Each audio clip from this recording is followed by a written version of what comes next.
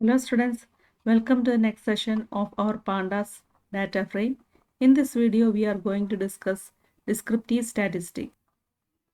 You know what a data frame is? It is a two-dimensional data structure just like any table in which data is arranged in rows and columns. It looks like a spreadsheet or your MySQL table. Rows and columns both have indexes. The row indices are called index, and for columns, it's column names. In a data frame, the columns can be of different data type. In the given data frame, the name is of string type and all other data is of numeric type. The size of a data frame is mutable. That is, we can increase or decrease the number of columns or rows. Here, S1, S2, S3, S4 and S5 are the index of this data frame, and name, English, PHY, CHEM, Bio and IP are the columns in this data frame. Let us move on to descriptive statistics.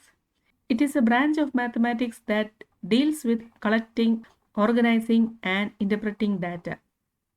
It involves summarizing and organizing the data so that it can be easily understood. These are the important aggregate or statistical functions available in Pandas. All these functions can be applied on rows or columns. First one is count. It returns the number of non-null observation in a row or a column. Then sum function returns the sum of values. Min returns the minimum value. Max, maximum value. Mean returns the average of the values, and median returns the median value from a row or a column. To explain these functions, I am using the data frame DF, which is having the mark of 5 students. I will execute each function and explain it. By default, all these functions work on a column. First one is count function. df.count returns the number of non-null values in a column. The output will be of each column. In the output, we can see that name is having 5, English 5, physics 3, since there are 2 null values in that column, and chemistry 5, bio 4, since it contains a null value, and IP 5. The count can be also displayed by using the function count of 0.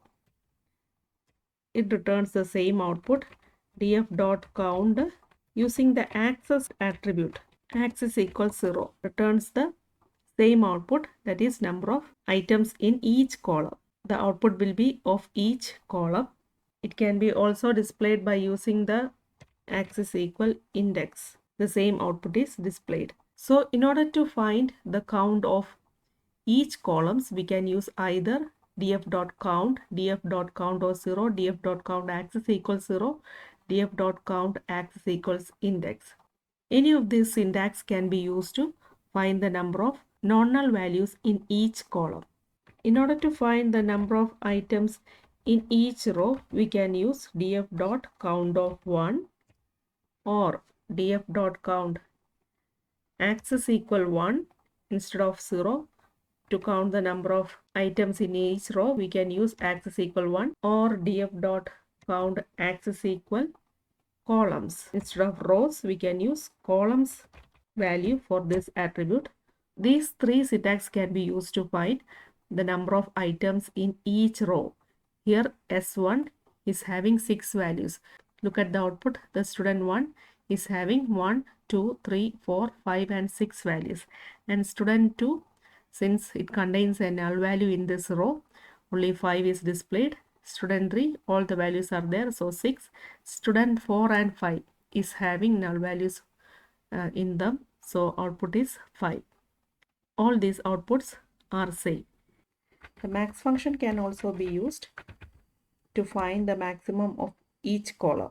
Here alphabetically, the maximum of name is Ritu, and for English the maximum is 95, and physics the maximum is 90, chemistry 98, bio 80 and IP 90 is displayed. Likewise, all the functions can be used to display the column-wise result.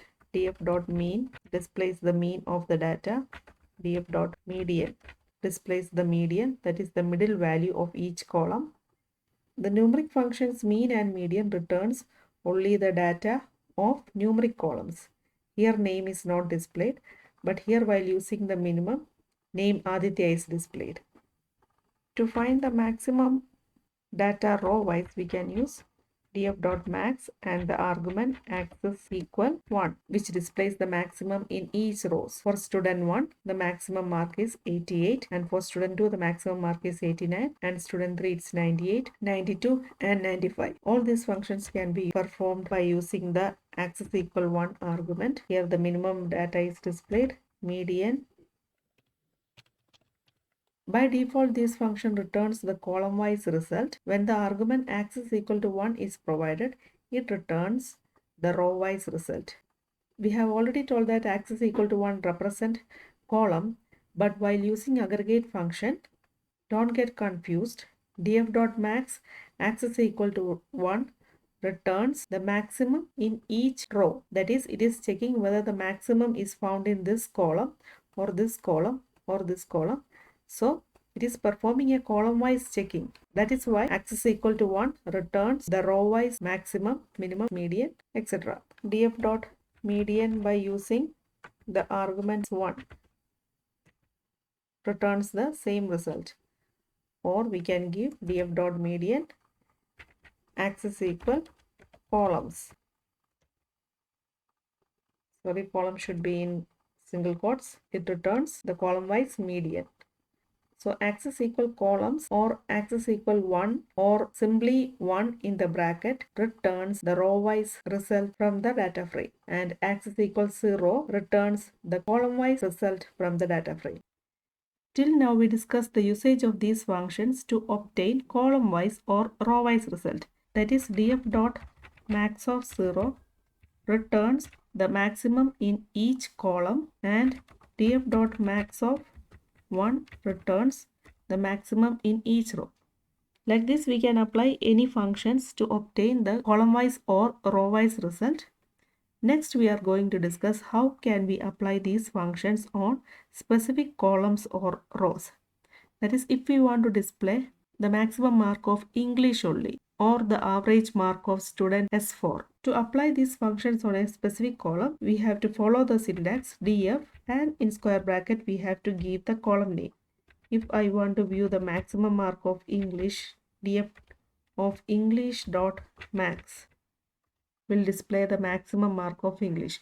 The maximum mark of English is 95 and it is displayed.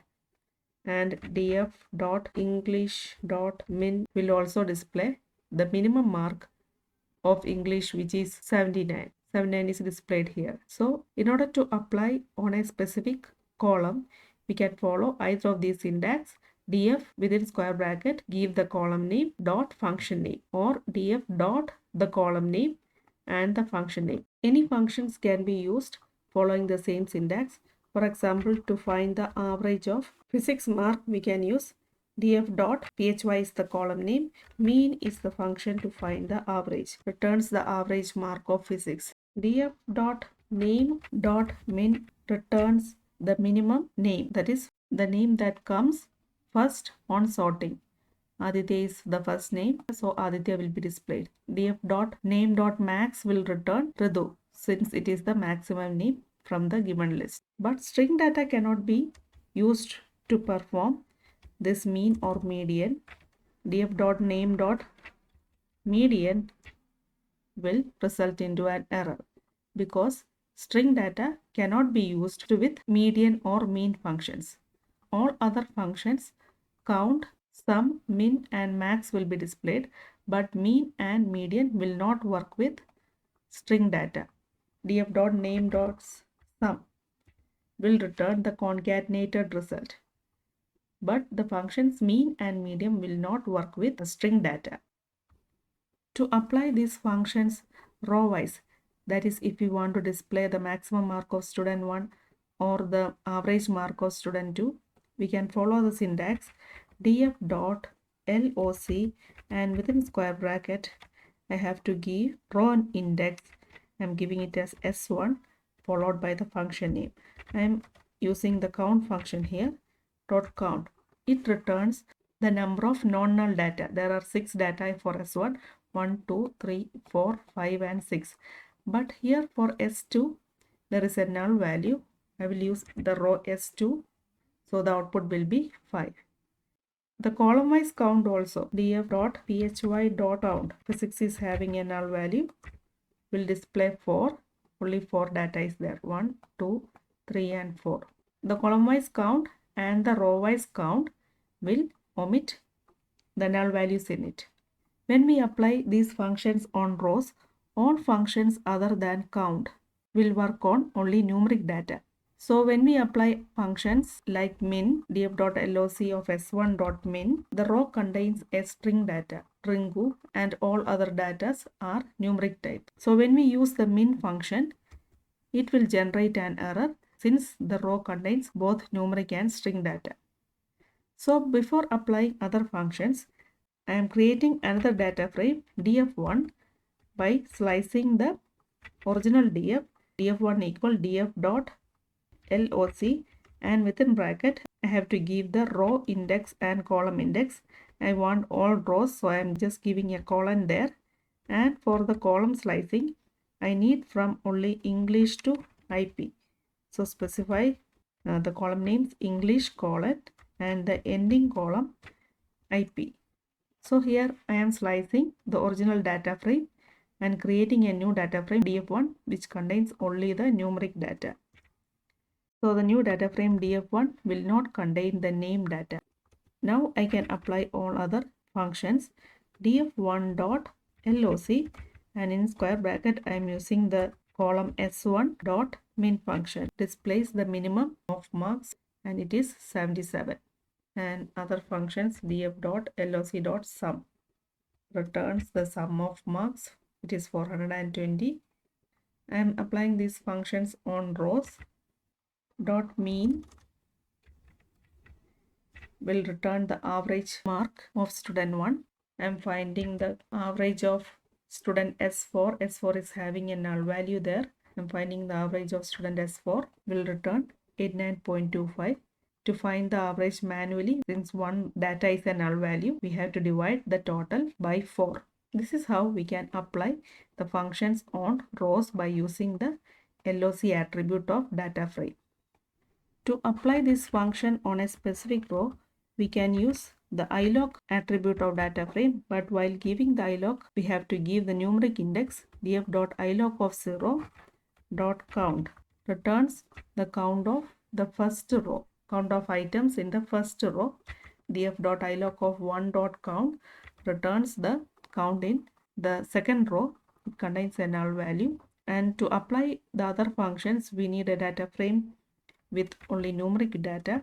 I have created another data frame df1 which contains only numeric data, and I am using that data frame df1.iloc of 1.sum returns the sum of values of the second row. df.iloc of 1.sum means it is the sum of marks of student 2 since the index starts from 0. You can apply other functions also. df1.iloc of 1.mean returns the average of student 1. So to apply these functions on specific row, we can either use the LOC attribute or iloc attribute followed by the function name. Let us summarize descriptive statistics. The aggregate functions are count, sum, min, max, mean and median. To count the number of non-null values in each column, we can use df.count or df.count of 0, or in bracket we can give axis equals 0. By default the axis value is 0, or axis equal index or axis equal row. All these usage are same. It returns the count of non-null values or count of values present in each column. And if we want to find the non-null values of each row, we can use the argument as 1 or axis equal 1 or axis equal column. Axis equal 0 returns the non-null values in column, and axis equal 1 returns the non-null value in each row. The next one is to apply these functions on a specified column. We can use the syntax df of column index dot sum, min, max, mean or median, or we can use the dot operator like df dot col index dot sum. It returns the sum, minimum, maximum, mean or median of the specified column. Next one is to apply these functions on a specified row. The syntax is df.loc followed by the specific row index dot sum. We can find the minimum, maximum, mean or median of specified row. You can alternatively use the ilog attribute also, and we have to provide the default row index, numeric index in square bracket, and all functions can be used. An example is given here. The name of the data frame is resdf, and we want to display the class average of English. There is a column called English, and we want to display the average of these values, and the statement is data frame, and in square bracket the column name is written followed by the function dot mean. It returns the average of the marks. Hope you have understood the functions. Thank you.